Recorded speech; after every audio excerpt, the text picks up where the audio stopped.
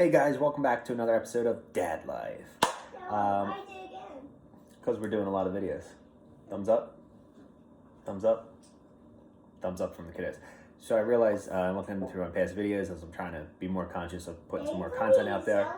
Yes, I am talking to myself. I'm talking to the beautiful viewers of YouTube. My 28 subscribers. Thank you to all 28 of you. Let's see if we can get that number up. Anyway, I never put an updated finished product of the Farmhouse Table. So what I ended up doing was we scrapped the whole top 4 planks since I already had rebuilt the apron, a couple other pieces underneath for support. I ended up going to Home Depot, 4 new pieces of wood, restained it. Craig jigged them together so they were a little tighter gaps, and then redid the pour.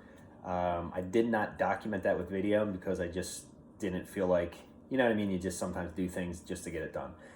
But enjoy the finished results. Drop a comment down below. Let me know how I did. Not too bad.